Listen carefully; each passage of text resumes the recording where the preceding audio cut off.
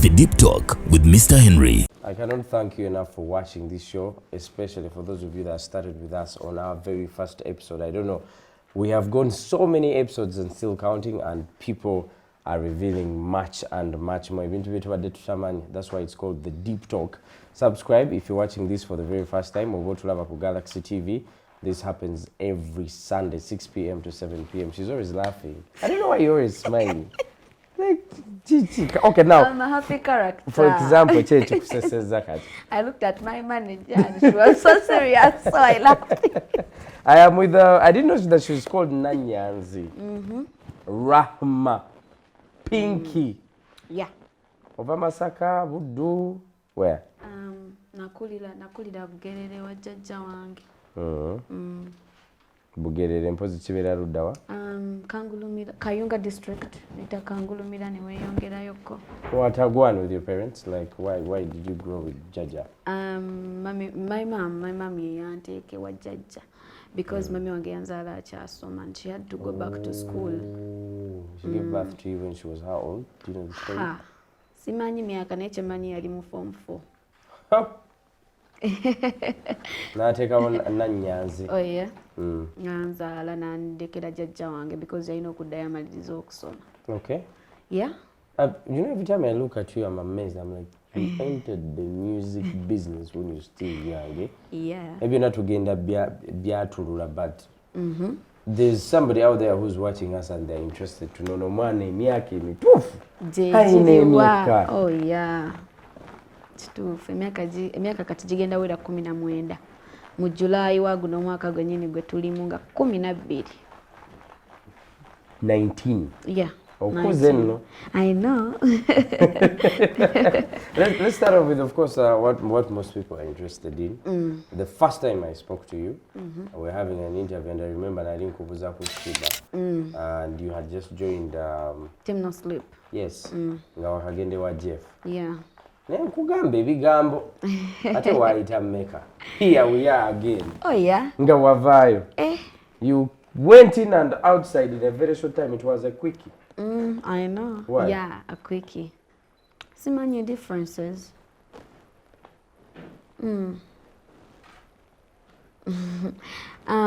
Nali sina safuna buzibu by the way na former manager wange. But I had a ground manager gwe nali nkola naye. I think gwe twatuuka because oba ffena twali bawala. Andrea? Yeah, I know Andrea. Ffena twali bawala kirabika ne tugaana okukwatagana. So nze wenzija ne ngamba papa nti kati ndabika nze nemedde okukwatagana na Andrea. Then naye nangamba kati awo nange simanyi kyakukola oba olemedde okukwatagana na Andrea kubanga sigenda bbanga ntambula naawe ku shows oba ki. So weetereze na Andrea. What happened with Andrea? Andrea looked like for the times I interacted with her, she looked like a laid back person. You never know someone deep unless you spend most of your time with them. Yali takwagaliza? No. Sinti yali tanjagaliza. Yali ayisaawo kibuli kiki, like tell me exactly what happened. I think ffenna buli omu yali ayagala alagako munne nti nze bosi. I think awo wekyava. So ne tutuuka ekiseera nga like buli kaseera tuba tuyomba, buli kaseera tuba tukaayana. Ne mugamba papa bankyusize ground manager ate nga ye tayagala kunkyusiza ground manager. So nangamba weetereze n'oyo, you have all the time in the world. We mulyetereza nga tuddamu tukola. Emba temweterezezza then nange sina kyakola. So to be precise, the issue was not with Jeff? No, the issue wasn't with Jeff. It was with Andrea? Yeah. But what are some of the things like TNS was doing for you? A lot. Like bimpe bimenyeremu. Starting from my personal life, I think I had family with Team No Sleep because Papa angakubira nakugamba Papa is Jeff. Jeff, yeah, Jeff. When I say Papa, I'm referring to Jeff Chiwa. Yes. Akubira nakolera shopping wakanga omuzadde. Najje waka nakufumbira ku mmere, najje waka he teaches you to cook something. Ngomwana grenade naye bali babimukolera. Simanyi nange naye nze basi nga bajja ne Diamond Oscar ne bayitirawo ewaka ne banjigiriza okufumba ekipya in case tebaliiwo. When he's not around oba ng'ali busy nakuba nagamba why wafumbye emmere leero nti nafumbye I wanna eat. No, you know, we had a very, very good relationship, me and my manager. Okay. Here's the thing. Word on the street indicates that what I've had, I personally, Yeah. Pinky I name PCMB. Pinky is very difficult to deal with. Pinky is sabobi. Atya. Omuntu abeera n'empisa embi togambwako. Kasita wategula picture. Ekyalimba. By the way, and honestly, I've not heard it from one person, not two people, I've heard it from very many people. I think people bajajingira ku attitude oba y'omuntu because most of the people tell me I have attitude. Naye kijja olumu nga nange sikirabe nakiraba. Like nene sango bantunula yango bantunula nyizi. I don't know, but me personally, if you're to be with me or stay with me, I think I'm one of the sweetest people to be with. Because sina buzibu, sina mbeera yonna, sina kintu kyonna. Okay, I just live a free world. I mean a free world. I live a free life. Buli kimu kirabanga bwe kiri. Sigenda kwekkaanya kintu. I'm not gonna say nti sijja kutuulaawo. Yes. Oba wachafu oba ki. I flow with any situation that comes in. So I think I'm the easiest person to deal with. You know, I'm trying to wrap my head around this. Like you leave, then Grenade leaves. Like Chichi, what? You who has been in the cup, Team No Sleep, like Bizibuchi. Grenade is saying something different about his story, and then you're saying something different. But Grenade byosinza kulimanti money for real. Si chaliwo. Chali wange naye like saagala nnyo kuyingira mu nsonga ze ne papa. Byabwe so weyavaayo twasigaza relationship yaffe ey'okwebuzaako kwebongako kwe-advisinga musically but nti muweereze message nti owaaye lwaki mwayawukanye ne papa I didn't do that. Togamba gwenge yali mu camp ali tokiraba nti it's gonna happen that Grenade is also gonna leave. Taakiraba, I didn't see it coming by the way. Yeah, because ate ye ne ground manager we baali okay because ye ng'omuntu papa has no problem. Taina buzibu bwonna. He's one of the people you can deal with ali easy. Ennyo. When we go back a bit before nga tunaba kuvaayo, waliwo ebifaananyi byavaayo ne video. You remember? You had never met Shiba. Oh yeah, and I'd never. Did a PDA with her. And then you meet her, I don't know, it was In High People Award. No quarter video. Nebifaananyi. It's like how can I explain it to you? Brands need representation. When it comes to music, this is in my own thinking. Perspective, yeah. If person A was associated with a certain brand and that person leaves and you get into the place Jealimu and you get associated to brand Jeavako. Ate n'olaga nti, have you ever seen a picture of Pepsi and Coca-Cola together? No. I'm sorry to mention the brands. No, I haven't. So never. Why did you mix Pepsi and Coca-Cola? No one mixed Pepsi and Coca-Cola because Shiba, by the time I met Shiba, by the way, nali mazova Team No Sleep, if you didn't know. Hey, kati wakola kulumya eh? Oh no, nga osanga omuyimbi munno. We're all in the same industry. Nitwebuuzaako. Did you know the repercussions that would bring? Did it come with any repercussions? I'm thinking people out there think maybe that's the reason why they let you go. But I've already told them it's not the reason why they let me go. I met Shiba nga maze oku reaching a final decision ne Jeff. Nti okay. Maybe. Naye for now, I feel like if you're not okay with your ground manager, then nangoba tondekede option. So just check about it when I get out tegezi, but by then we were no longer working together. Is that a story you shared with Shiba as well? No. She didn't even bother asking you, eh? And I don't think I was also in the line of telling her. At 18 years, 17, 18, yeah? All that happening, you're just fresh in the industry. Oh yeah. Do you regret? You feel like the decision you made, yeah. And I feel like I'm becoming even more stronger, like relevance yange ng'omuntu gye neerabamu. I feel like when I literally went Charlie, I've learned a lot. I've done mistakes and I've learned from the mistakes. Yeah. And I feel like within the long run of my journey, I'll be better. As an artist? Yeah. People out there say that you have a cocoon that you guys abuse drugs? Abuse? Yes. Bingy, they don't end up with Jamowin.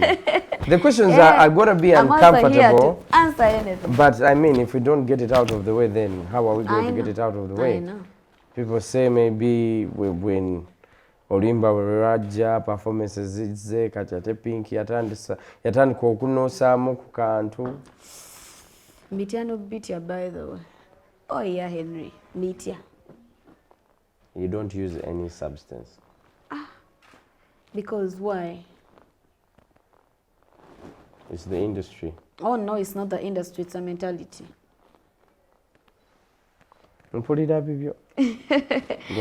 Because abantu abamu balowooza mbu okubeera mu industry mbu siso akola kino without added energy. Siso akola kino without added energy. You can't do anything without an added energy. Yeah.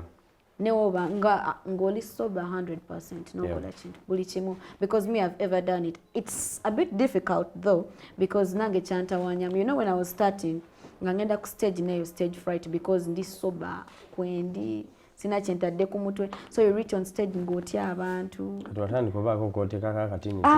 No, natuuka ne mbamanyiira because nali saagala kyeteekamu ekyo because lwaki mbeera awo nga nina kyendipendingirako okukola. I shouldn't depend on anything okubaako kyenkola. Okay, watya nga tekiriiwo sigenda kukola because sina kyentadde ku mutwe. So Pinky doesn't use any substance. I'm sober all the time. Era tewali asobola kunkwata off guard. Let's talk about your mother a little bit, yeah? Oh, yeah. She's somebody who has been fundamental in your life. I know you agree. Very, very, very. There are people that know the Pinky story before she became the Pinky of Team No Sleep. Yeah. Tugenda kuona yokeyo katini. But let's start with Mami. Mami yasooka n'abeerawo nnyo nga mutambula mwena mu mabbaala, yeah? I never went with my mom in the bar. Nga mu performing nga. She used to be there. And then there is very, very not good stories moving around you and your mom. Like? Mama we yali akuwaayo ne weeryamu at such a young age. Oh no. Is it the first time you're hearing of such? No, it's not. Yali ampaayewa. Mu basajja. Tugende tutandikire awo wennyini. Story enyume. Please explain to me. Like when I know this person. I hear these things, like my head spins, I know. Like a carousel. Ngenda kwogera this story again, and I'll say it again and again whenever I'm asked.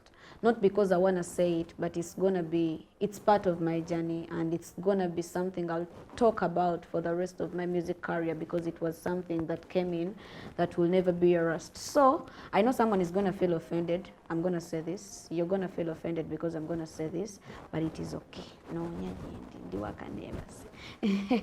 so I'm in my form 6. Natera okukola bibuuzo byange ndowooza ebya UNEB.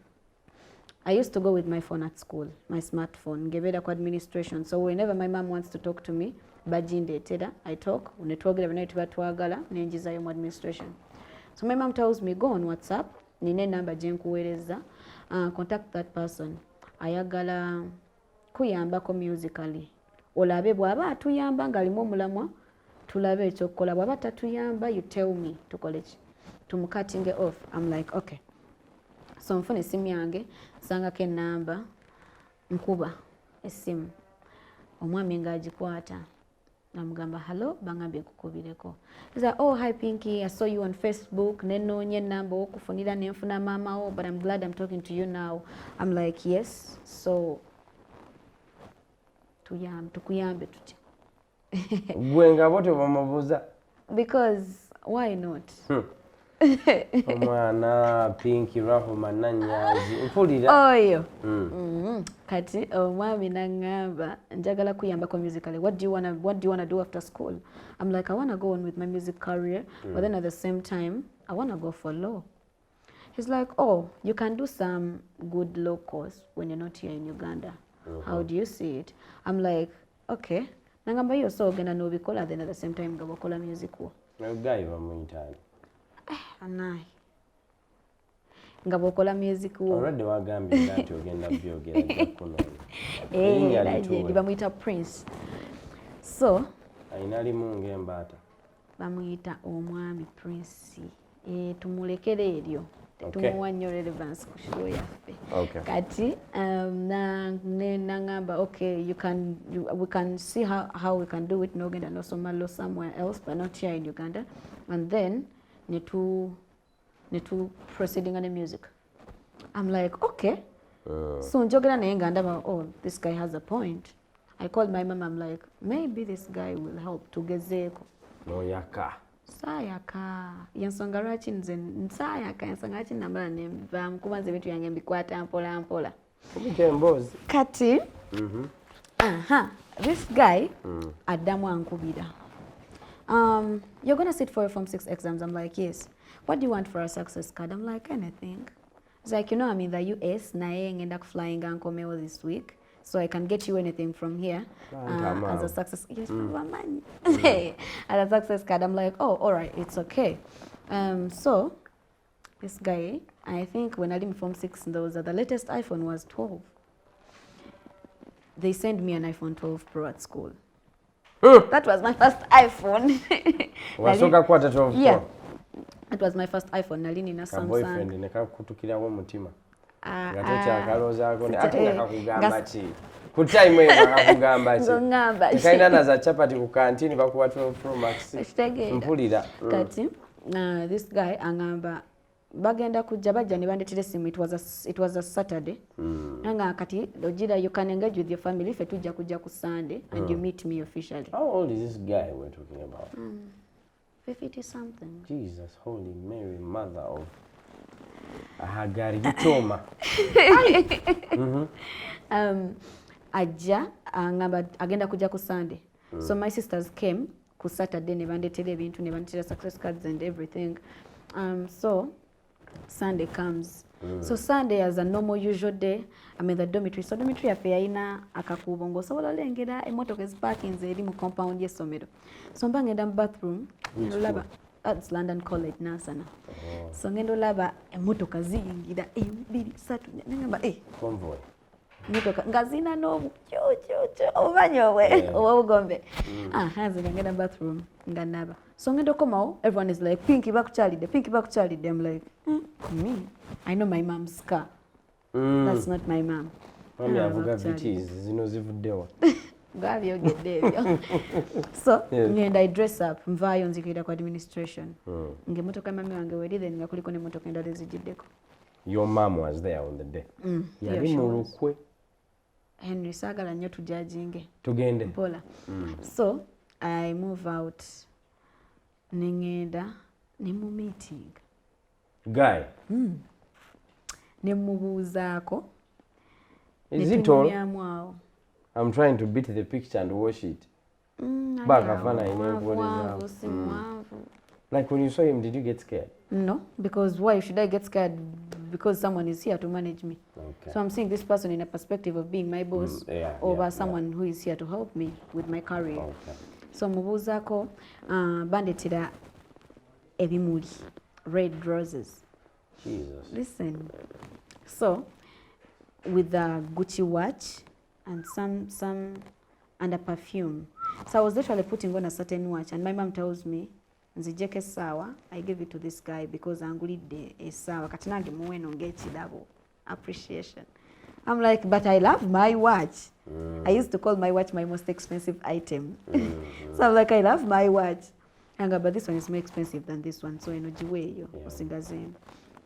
I'm like, kale nganjijjamu nganjiwaayo. So I put on the Gucci watch. So this guy gives me a band of 500,000. You know 500,000 pocket money works summit. Walimu senior 6.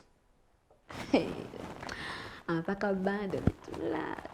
Okay. So I go to the dormitory. I go back. So in these flowers there was a note. A note was saying, I cannot tell you anything right now, but seeing you is enough. Oh yeah. Dude is 50, but he has game. Yo. I'm like, okay. So, as someone intuitive, Someone what? Intuitive. Kwata hanoi. Yes. I think of something. Yes, I'm like, yes. okay. Nesooka nkirekawo ne sitakifaako. So, I continue with school. So, I think waitawo ndowooza ennaku nga ssatu my mom comes at school. And mami wange yalinga ayitaawe ng'addayo ewaka. So ne mukula ne mugamba mami leero saagala alya mmere y'essomero ngulira support gindeetere ku ssomero. I eat ng'ova ku mulimu. So yali avaayo n'ayitira ku ssomero n'andeetera emmere. So she comes, I was such a ring person nga nyambala nnyo empeta. So my mom asks me, mpozi oyambala mpeta size ki? Konze, kuva ddi ng'oyagala okungulira empeta nga gwe asinga obuma empeta zange. She tells me, what's your ring size? I'm like, 16? Was it 16 or 17? Sikyagijjukira nagijjukira. I tell her. She's like, oh, okay. Mama, lwaki ambuuza empeta gye nnyambala. Kati nalina partner wange in crime yasooka tutula ne tubigattagatta. Kyaliyo? Alinga cousin sister wange. Ne tugatta ewasooka ne tugatta owokubiri n'owokusatu. Tugamba naye tubaleke tubasome. Ensirika. So I go on, ndowooza ntuuka ku briefing yange. Briefing atuuka nga tu having certain conversations with this guy. Tunyumiza tuogera. So briefing etuuka, this guy tells me, ngenda ku parade, I'm not going to come nganyambadde normal clothes, I'm going to come in mu uniform by'abasirikale, something like that. Yeah. So this guy comes at school ngali armed and everything, and then he has his land titles. He wants me to put a signature. Dude was serious. That was your ticket to wealth. It wasn't a ticket to happiness. Okay, so So I sign. Kutaka. There were 3 land titles, by the way. And your mama was aware of all these things? Okay, till today I'm still questioning myself. Did she know? Okay. So nebyo ebyokundeetera ebyapa yali abimanyi. Okay. So nsayininga guy addayo. So this guy comes straight to the point. And says? The way he said it is the way I want it. Atusoke tulindeko awo ngenda kigamba kyayogera. Kati ndowooza nga tuyisaawo time nga baŋŋamba ogenda okukola passport, because nalina passport ziri enkadde, not the East African passport. So black ones. Yeah. Kati guy nga nkima ntwala ku internal affairs, but he's like bagenda kola yagenda okumpa. You're 16 at that age or 17? 16. Agenda kumpa ngenda gendera ku passport, like he's going to give me an simanyi naye bwentyo nalina gendera ku ye him. So he's like, you have to make a passport nga it has years ahead of your age, like tugenda kuongezamu ku myaka. Yes. So I go ku internal affairs, ne bankuba akafaananyi ne tukola passport ne banzijako fingerprints. We do a passport of 2003. I was born in 2004. We do a passport of 2003. Mu lunaku lumu already ne bagimba. Nenvaawo nayo. Express of express. Nenvaawo nayo. In fact, it didn't even take more than 5 hours ndowoozanga passport efulumye. Ne bagikwata ne bagimuwa. Nze ne banvuga ne banzizaayo ku ssomero. Fumita emboozi. Nzirayo ku ssomero, maliriza UNEB. So we namaliriza UNEB ndowooza nali mbuzayo pepa ya art. Kati waliwo pepa ya art gye twali tukola ya 6 hours. So nkulira mami wange mugamba ngenda maliriza pepa at around 3. So at least sawa nga 7 oba 8 kitulizi kusange ku ssomero ng'okoze ki? Ng'onkimye ng'onninze. Nangamba omanyi, I'm going to travel. Siriiwo naye kubira Prince ajja kukima. Nengamba mami naawe, nangamba kubira Prince ajja kukima. Oba si kifu n'engeri gye wejjayo. Oba toyagala. Nengamba ye nfaaki n'ensi ne mukubira. Nkubira eddenzi eryataano. Bw'otyo. Ne mukubira. Nankima. Ndowooza yatuuka ku 5. N'akulinda paka. Lanchi yagirira awo buli kimu awo mpaka we namaliriza pepa yange. Nze nafuluma pepa nga nyingira mu mmotoka kuba buli kimu baali bakitaddeyo dda. Okay. Nenvaawo. Kati we nava ku ssomero, I literally first go to saloon. buli wenavanga kusomera nsokera mu saloon nenkola enviiri then ndyoka ngende waka. So we had planned a photo shoot with him or just for you? For me. Yeah. So Dreamax alina okunkuba ebifaananyi nkeera. So nvaayo ngenda mu saloon but twali tugenda shootingira ku hotel kwe yali asula ebifaananyi awo njagala abo ku hoteli bwotyo. Kati amalirizo siba enviiri. In my head alina tugenda vuga tuddawa Kavumba wa mami. Okay. Banvuga banziza Ntebe.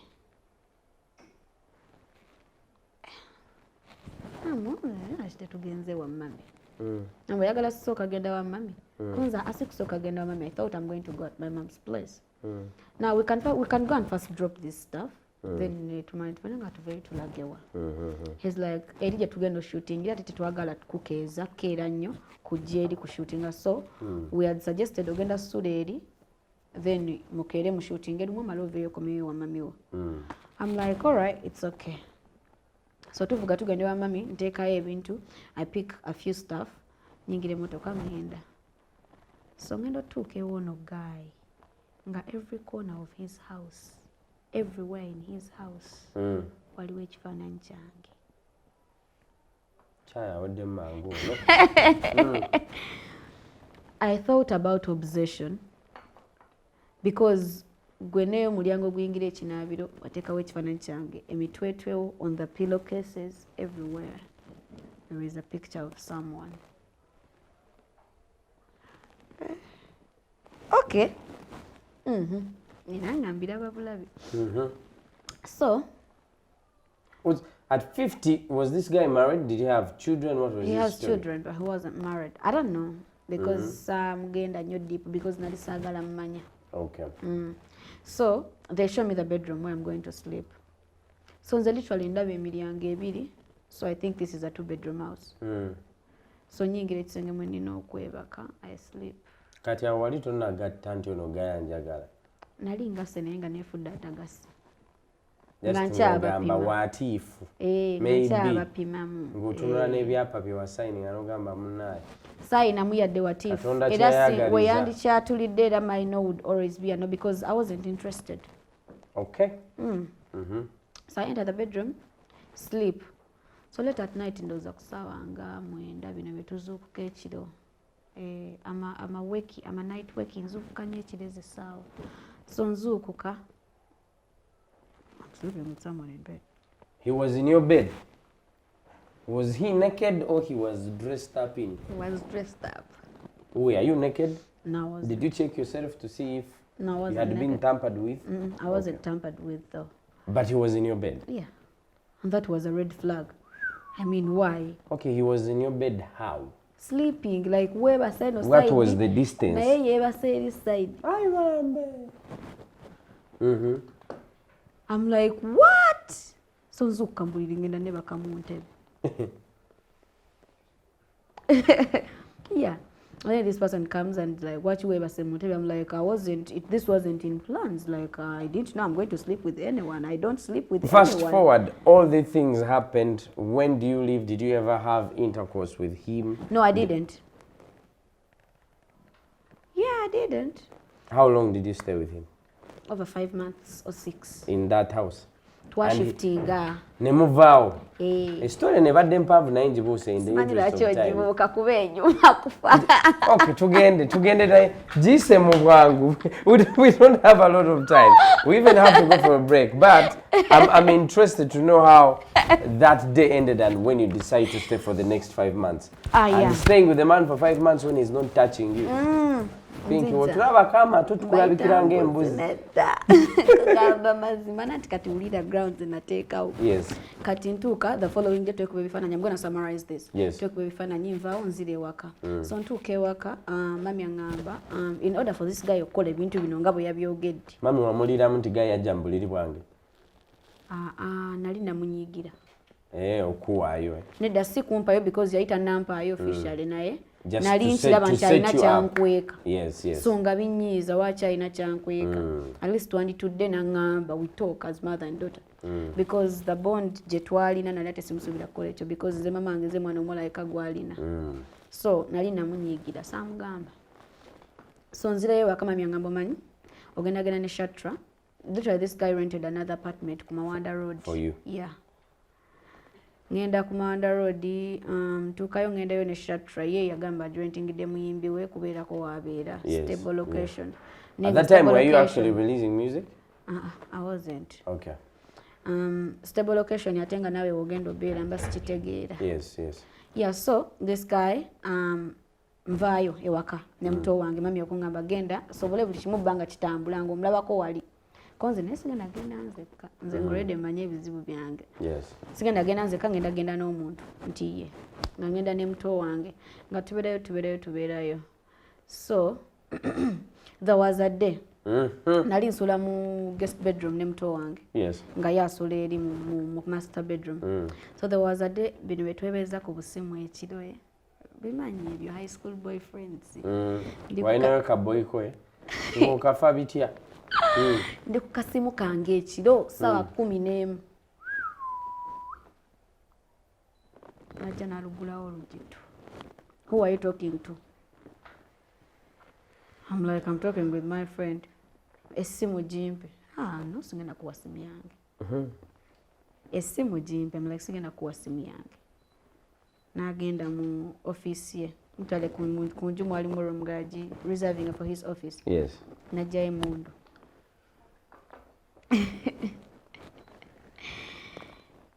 Najja emundu nangamba mpa essimu. So when I saw a gun, I gave the phone. Nengeri mu password. Nangamba mpa password. I said no. Najikoachinga. Nemugamba sijja kuwa password, kill me if you want. Man. They rather shoot you than give out the phone. Nemugamba sigenda kuwa password. He slapped me like. Oh Jesus Christ! Yeah. Now this is getting serious. He slapped me. Give me the phone password. I'm like, I am not going to give you my password. He slaps me again. So muto wange gwe naye yali muto. So ye n'atende walirwa. And she knew my password. Bino tubabato baffe essimu zaffe okuzanya game. Nagamba nze password ngimanyi. So kasita omuto yagamba ze password ngimanyi. Nze nanzijjako engalo because era kimanyi sigenda gimuwa. N'afulumya omwana ekisenge. Ne bamuteeramu password. N'asoma ebintu byange. Nga data eziri muli. Temwalimu era nnyingi. Naye nga zaali tezibulamu of course. Kuye. Kati kuye ate ye yalabira ddala nga nnyingi because ate ye yalina ka feeling ke. So this is when it gets more serious. Amala okukola ebyo byonna drama we. I call mom, I'm like nze njagala komawo waka ebintu byamwe sikyabyagala. And then my mom asked me a very nze kirabika nze nakitwala so personal but it hit me too deep. Nangamba njagala komawo waka. Nambuuza okoleyo ki? You come back to what? To do and what? To do what? With guns, land titles, and everything. You were a virgin at that time? Very. Let's take a break. When we come back, and emboozi erabika mpanvu. It's Pinky Rahuma. Yeah. Nga bw'owulira nange kati bwe mpulira. We'll be right back.